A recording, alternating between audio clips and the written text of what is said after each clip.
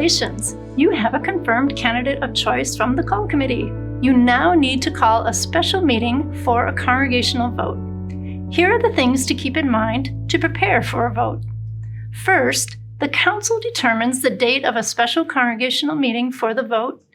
Please communicate this date to the synod office as soon as possible. Next, check your congregation's constitution regarding the process you need to use to call a special congregational meeting. Most likely, your constitution will say that a verbal announcement about the date, time, and purpose of the special meeting is made during worship, at least 2 consecutive Sundays prior to the special meeting.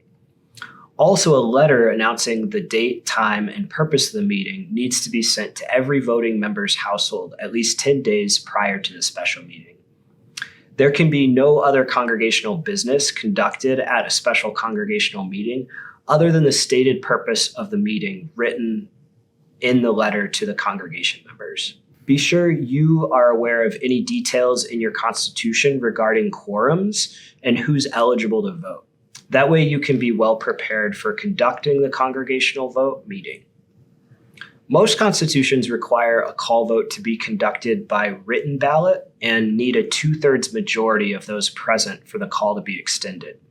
Clarity about this ahead of time will allow for a smooth vote process on the day of the special meeting. We encourage you to think of ways to creatively introduce the candidate to the congregation without using their name or identifying characteristics. For example, you could create a 1-page bio or a video bio of the candidate. Call committee members could make a video explaining why they are excited about the candidate from their vantage point. Talk with your synod representative about how and when to utilize these tools. To help keep the confidentiality of the candidate of choice, please do not put the name of the candidate of choice on any social media or in digital newsletters or websites until after the vote and the candidate says they are ready for their name to be public. A candidate of choice often needs a day or 2 after a congregational call vote to inform their current congregation that they are resigning. In some synods, a meet and greet between the candidate of choice and congregation members take place prior to a congregational vote. Check with your synod representative to find out your synod's best practices and what will make the most sense for your particular call process. If the council has not already done so, work with the synod staff and/or the candidate of choice to agree upon a compensation and benefits package before the congregational call vote is announced. This way, the acceptance of the call by the rostered minister can move as quickly as possible after a call vote. Talk with your synod staff about how they would like to assist in this process. Here are the things to keep in mind on the day of the vote. As you prepare for the meeting, have a way for voting members to sign in, so you have an official record of who was present for the vote. If you are doing a hybrid meeting and allowing for online voting, make sure you have a way to record who is digitally present as well. And be sure that anyone who is online has the option to speak at the meeting. Once you know that you have a quorum, the council president can begin the meeting. Here is a sample agenda. First, call to order, then an opening prayer, introductions of those leading the meeting, and the instructions and/or announcements about how the vote will take place. Clarify any questions about the process from the members. Present the motion. For example, that First Lutheran Church call the name of the candidate of choice as pastor. Next, discussion of the motion.